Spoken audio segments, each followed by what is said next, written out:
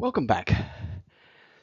Today we continue our journey. Last time we finished by looking at the history of energy all the way up to the present. But there's a lot more to be said about the last 50 years. For people like me, that's our lifetime. We started on an interesting but heavily contested journey that started in the 1960s. It's got quite political. I mean, the head of the OECD IEA, which is the International Energy Agency, and his name is Dr. Fatih Birol, said back in 2019, I find the Australian energy debate far too emotional, far too nervous, and far too hot. It's hotter than the climate change itself. Discourse does not want to involve itself in any of the politics. What we're trying to do is explore the misunderstandings that are prevailing. Politics, let me remind you, as David Starkey, the historian, said, politics is the art of pretending that reality doesn't exist. So let's leave the stuff of politics behind and start exploring like real people. So this comes from our last lecture, and as you can see, this shows the amount of power that's needed to power our contemporary world. It is just exploding.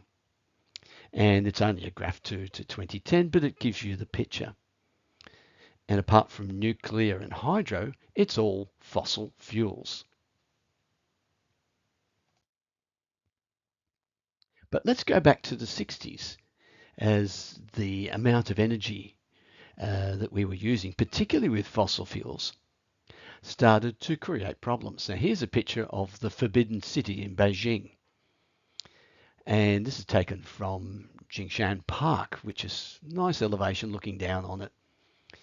And this is not an early morning mist. This is midday, and you can see the level of pollution. And this is recently.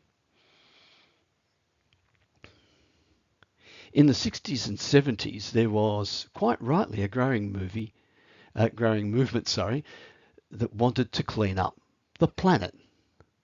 And that included smog and cleaning up chemicals in the land and chemicals in the water and controlling mining and the things it did to our planet. And these were wonderful things. And what happened is the government put laws in place. Government didn't do the research work to sort of solve these things, but the government just put laws in place to get things done. So it sort of put laws in place which says, okay, if you have a new car, then you have to meet various emission standards. And if you're a mining company, well, you just can't walk away. You're going to have to put money up front so that when your project is finished, you will have the money to go and fix up whatever you've done to this environment and at least put it back to the way it used to be or close enough to it. So with cars, someone invented the catalytic converter. And suddenly this smog that we were so used to in the cities of Australia and in China, well, China's still got a problem, but in Australia, the problem disappeared. And industries that were polluting got fined, and businesses quickly learned that you just don't pollute. It wasn't worthwhile. And people stopped land clearing and things like that because it was against the law and they came after you. That wasn't the end of the problems. People kept on talking about the peak oil and peak coal and all these other things that were actually running out of fossil fuels, and so we needed to abandon them. But whenever someone started saying this, that we've reached peak oil, suddenly we kept on going, and a new peak seemed to be into the future. But overall, we did really well. So let's come back to a more detailed picture of what's gone on. Um, so here you would have seen the 60s and 70s, and you would have noticed that most of the power was produced by fossil fuels. But it started changing and started dropping in the 80s and 90s due to this yellowy coloured thing. Nuclear power. Nuclear power really came on board and started pushing down the percentage. So this is a graph of the percentage, not the amount, but just the percentage makeup of our energy mix right across the board. And wow, look at it. It's starting to drop. And that's because of nuclear power. But by the 90s, it had flattened out and we didn't have any further increase. We stopped building nuclear power plants. And actually, into the 2000s, these were decommissioned and we didn't build any more. And it got smaller and smaller. So nuclear is shrinking. We had the blue hydropower, and that's pretty much the same all the way through from the 60s through to the current. And that's obvious. We have built our hydro dams. We've seen the cost of hydro dams, and they're going to keep on going for many, many, many decades.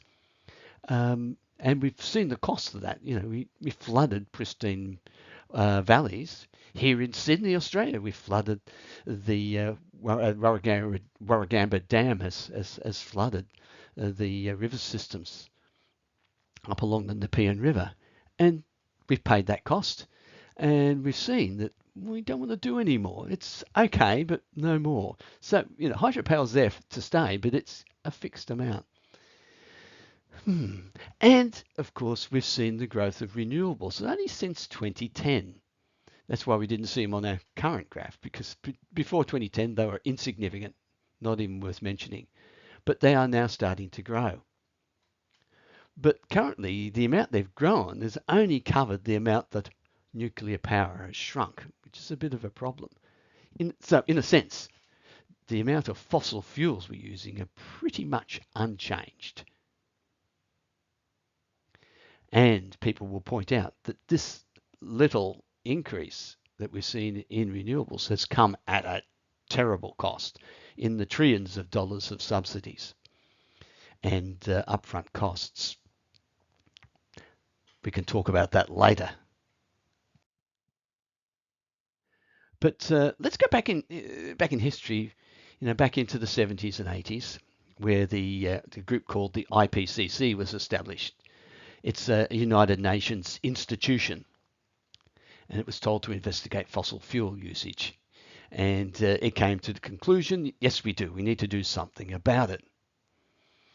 And the reports come out quite regularly, and the general consensus is that we need to do something about the emission of CO2 in the atmosphere from fossil fuels. But it somehow morphed into this thing, climate emergency. And it's become a political movement. And I'm not going to talk about politics. So let's stop and turn the clock back a bit. Now, what has the science discovered? Well, the scientists obviously know that CO2 is a greenhouse gas and will push it up a bit. But it's far more complex than that. And any understanding that you have of greenhouse gas effect is wrong. I used to give talks and I found out that even my sophisticated explanations were wrong. You need a PhD to understand the whole subject matter, and it's very, very, very complex. And the simple idea of CO2 controlling the temperature of the world is just nonsense. It really is. Now, climate scientists may not want to admit that because that's just bad press, but that's the reality. It's real, but it's very complicated. The models that are used are just scenarios. They're not predicting. Scientists never said they're predicting the future. They're just giving pictures of what can happen. And there are basically three pictures that emerge out of all this work. One says that actually we don't have a problem. We will push the temperatures up about a degree, and that the climate will not respond other than to push it up by 1 degree centigrade. And that will be it. In which case, that's not much of a problem at all. And we've had already those sorts of temperature changes in our lifetime, and we survived quite well. There's another scenario that they paint which says that we're going to get to 2.5 degrees, and that will be it for the next 100 years, and that will, and in the sense that will be manageable according to some and not manageable according to others, and that is a pure economic argument. And of course, the third picture says that the world's going to end. Okay, so what's happened, of course, politically is that third scenario that the scientists have painted has become uh, the option that we have chosen to believe, even though the other two are quite reasonable points to take. Your position of taking it will quite survive this quite comfortably is quite reasonable. However, society has not taken that view. They've decided to take the view that we are facing climate emergency. In fact, that word has become the Oxford Dictionary Word of the Year in 2019. And so about two-thirds of people believe that we're in a climate emergency, even though there are two other options which are quite viable. We've just decided to take this perspective. Now, there's a problem emerging in that whilst people have taken this view that we are in a climate emergency, that they're unwilling to do anything about it, because surveys have shown consistently that the average amount of money that people are willing to spend on fixing this climate emergency is $25 per annum. This is a bit of a problem. So, government response, we will declare a climate emergency in Parliament. So about 1 in 7 people across the world are on some form of governance that has declared a climate emergency. So it's only 1 in 7. In Australia, they actually tried to put it through, but it was a tied vote in the Senate. And because of that, well, it didn't pass. And so it's, again, politics, and it's a funny game. I've got to note that Bangladesh didn't use the word climate emergency. They called it a planetary emergency. But it seems that passing these legislation in Parliament and getting things done are two very different things.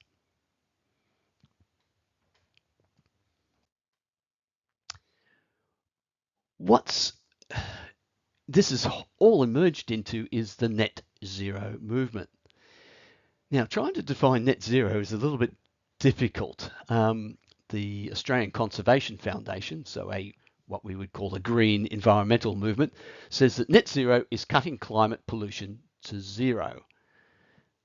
I'm not sure what they mean by climate pollution, because I'm currently breathing out CO2, so I'm not sure whether I get classified as a pollutant or a polluter. Not a very helpful definition. A better definition would be to say we are trying to achieve an overall balance between greenhouse gas emissions produced and greenhouse gas emissions taken out of the atmosphere. So we have basically a net zero of CO2. So we can put CO2 in the atmosphere so long as we do stuff to take it out again. What that stuff is, no one's defined, except for agriculture. Agriculture can actually take CO2 out of the atmosphere. So if we do plant more trees and so on, then eventually we'll be taking CO2s out of the atmosphere. But we're limited in our response with planting trees. So the current response is to transition to new forms of energy that don't produce CO2 in our atmosphere. And governments around the world are taking this on with a great number of schemes.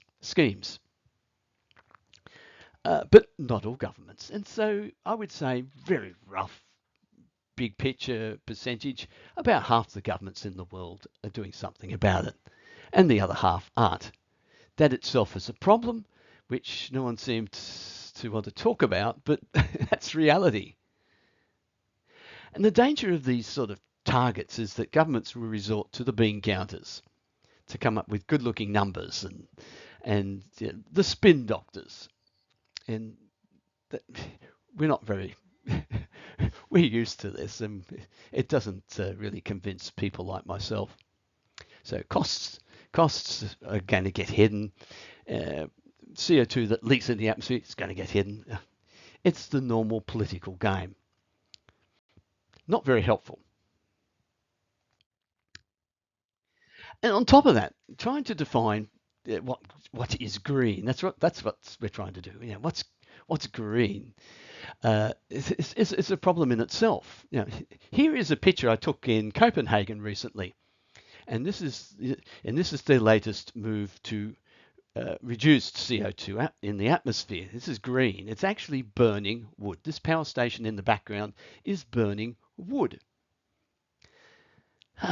So the UN declared this non-renewable. This is not the way to go. However, people have argued that, hey, if we plant trees and we burn them and we replant again and the trees grow, then that's a sort of like a cycle. We actually aren't producing any CO2. And so that convinced the UN to say, okay, it's renewable, without actually thinking about the fact that if we chop trees down, that we actually replant them anyhow. So it's a game. This is funny. You're playing funny games with numbers. The games really are beginning. And sorry if I'm skeptical, but it's true. There are all sorts of games being played. If we want to reduce CO2 out of the atmosphere, we have to get serious. So let me talk about subsidies, because I throw this in at this stage because people start immediately talking. We want to transition to something new. So we have to start talking about subsidies to get the ball rolling.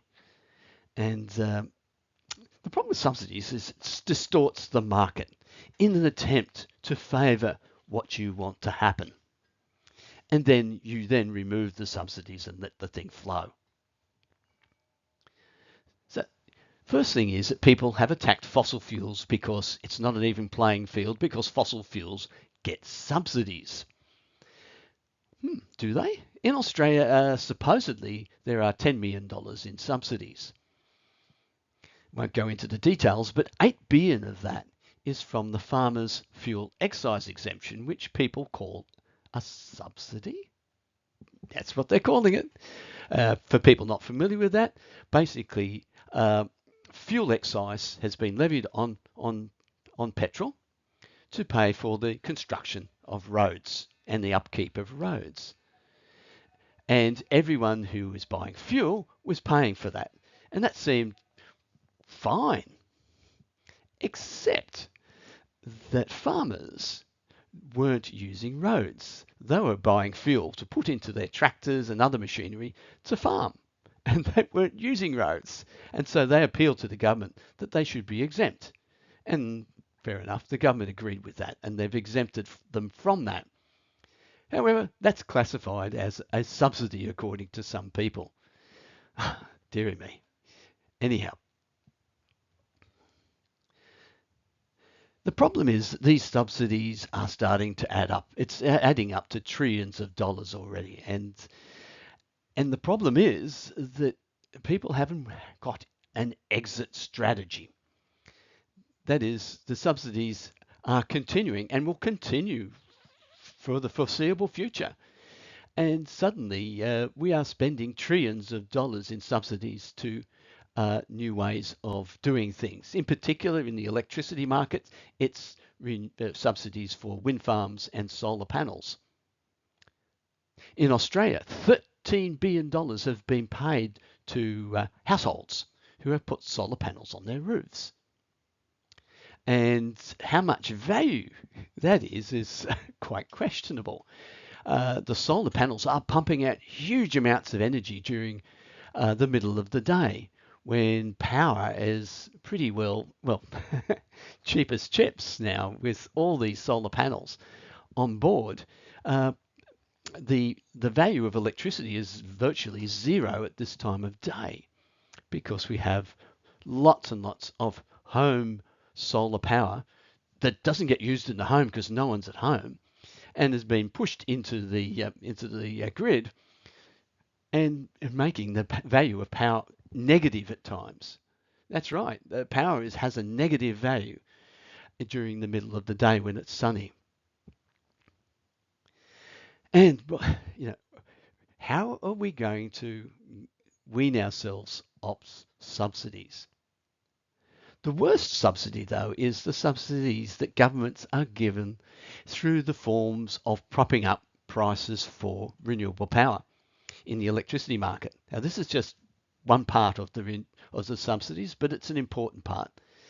And what it's doing is distorting the market, making fossil fuel produced energy valueless, effectively, and renewable stuff the only stuff that's worth anything, and it's totally distorted the market. Now, in a sense, it has achieved the result. We're getting rid of fossil fuels and getting rid of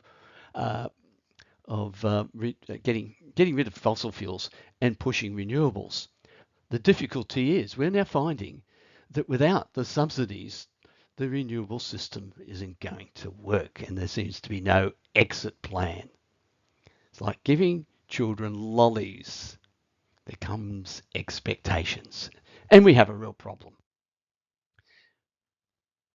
But let's look at the bigger picture, and for this, I want to look at this video. It was made 12 years ago. It lasts 4 minutes. It's Bill Gates in a Wall Street Journal interview, and they're talking about here reducing fossil fuel usage across the world from 80% down to 50%. We're not talking about net zero, we're just talking a 30% reduction. Okay, let me remind you that in the 12 years since this, when all the renewables rolled out, we have achieved a reduction from 80% to 79%.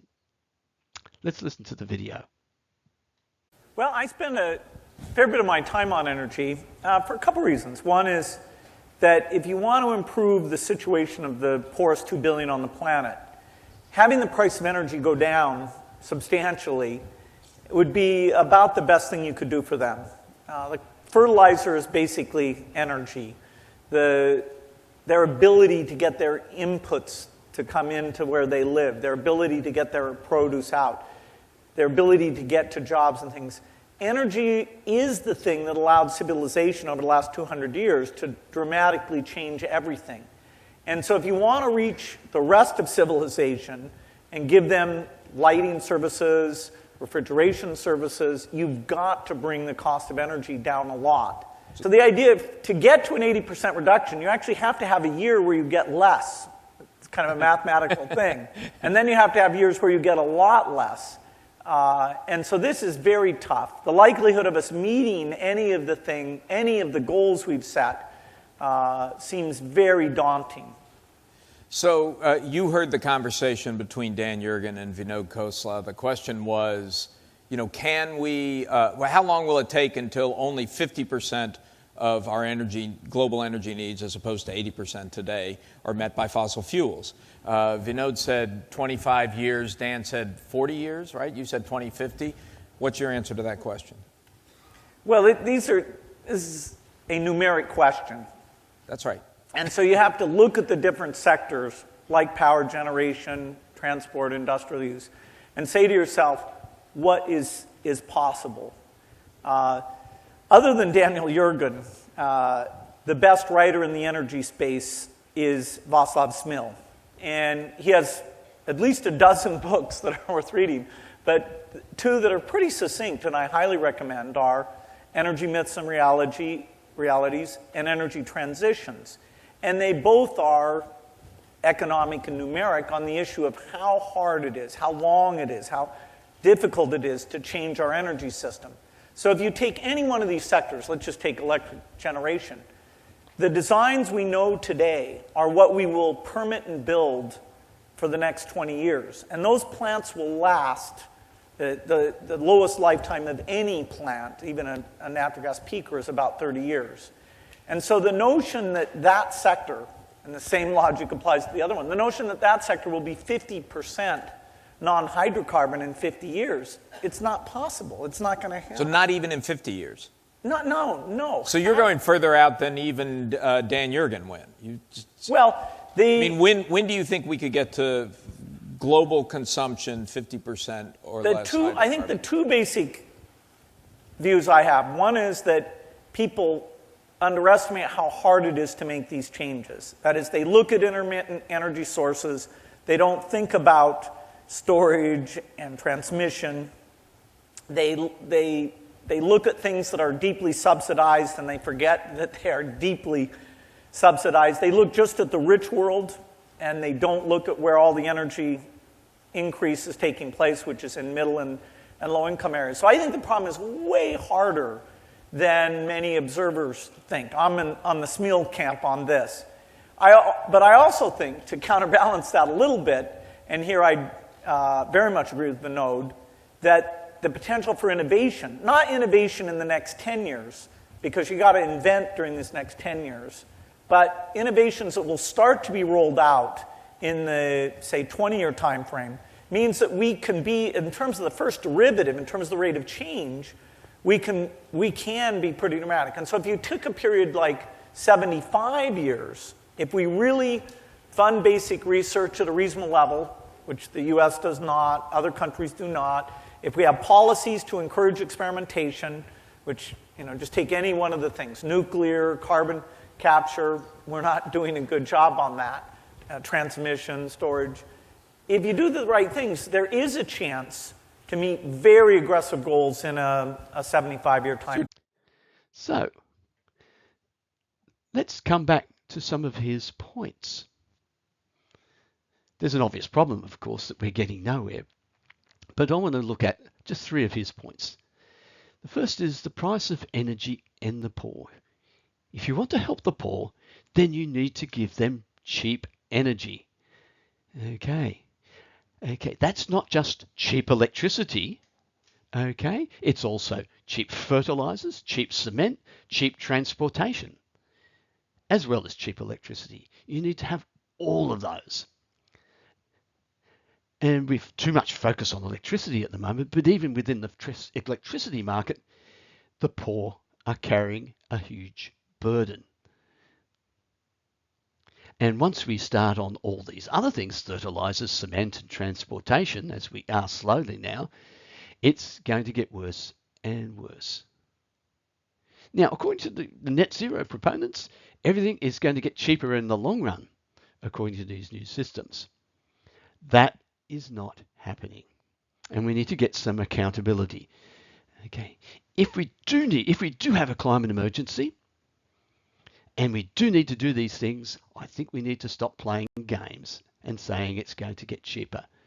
It's going to get more expensive, a lot more expensive probably, and we need to work out how we help the poor. I won't say any more.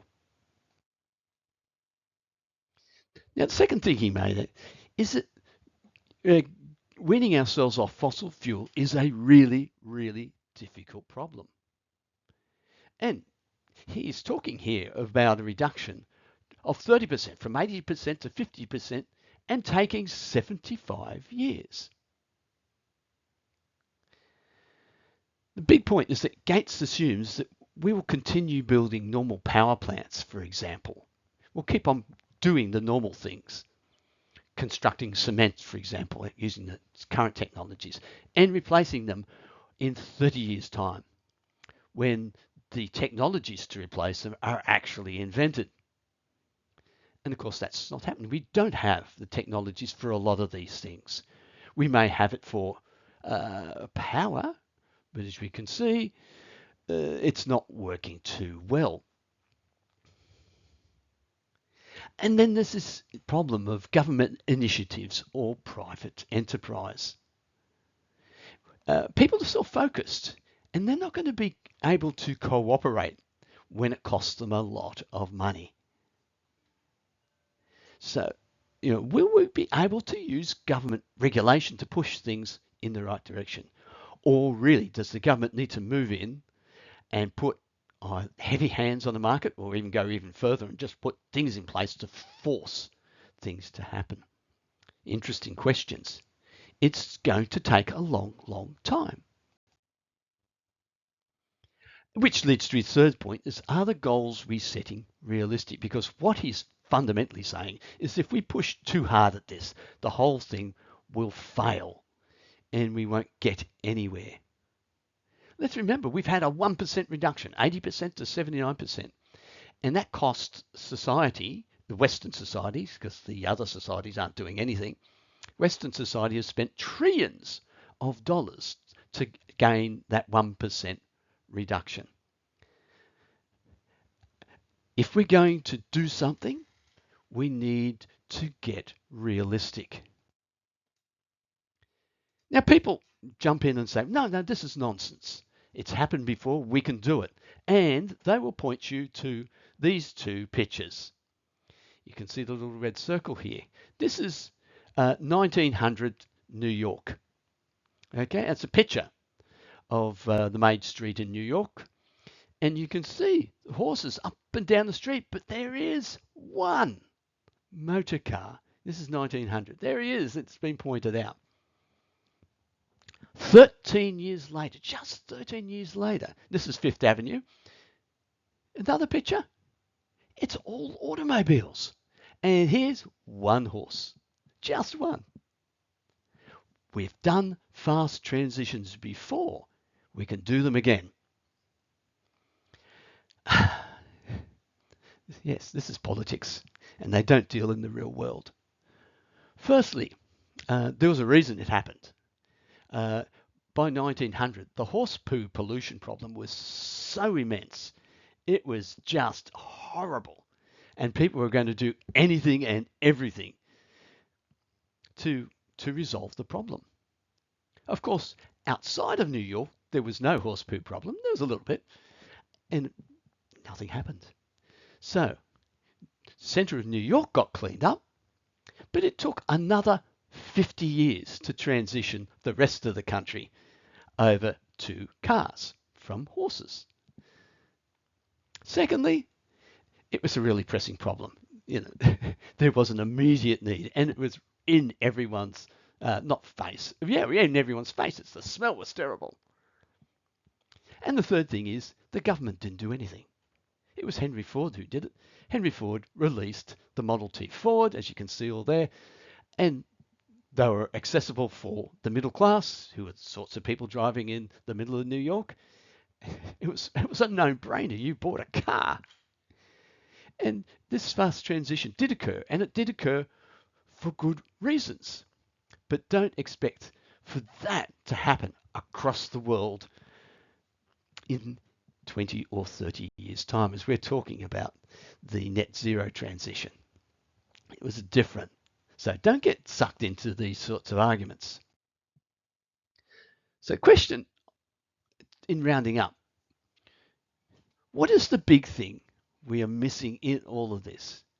Just forget about the science and the engineering solutions, most of which we don't have at the moment. What's the big thing we're missing? And it's this.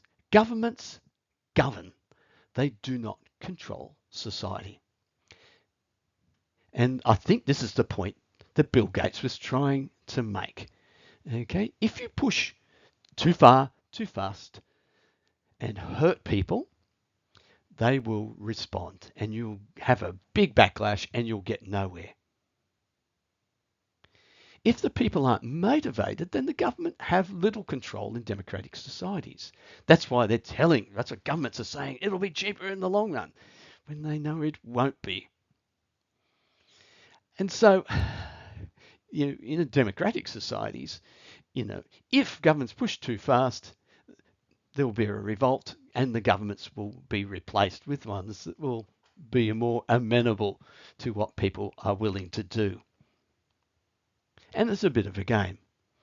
And of course, we can go further. We could move into a communist society where the government controls society. So when I talk about governments governing, I'm talking about democratic governments. We could move to a communist society and where the government will just take over and say, okay, this is what we've got. You have to live with it. That's not going to work, hopefully. And hopefully people will not move towards a communist society. Instead, we will work together and overcome the deeply divided debate that we're going through at the moment. And I'm praying that we will. Having wrapped up for today, let's ask a question. This will be a habit of mine in the coming sessions. Because next time we're going to be looking at electricity. So let's dig down and look at what we're going to do for, let's say, net zero for electricity. And what I've got here is a picture of the South Australian battery. Interesting story behind that. But let's take all of the world's battery backup systems. So these are the battery backup systems that are backing up energy for the world's electricity grids. We've got quite a few of them, evidently. We're building them all the time. So if, let's say, everything stopped and we had to rely on these battery backup systems that we currently have, how long do you think it would power the world?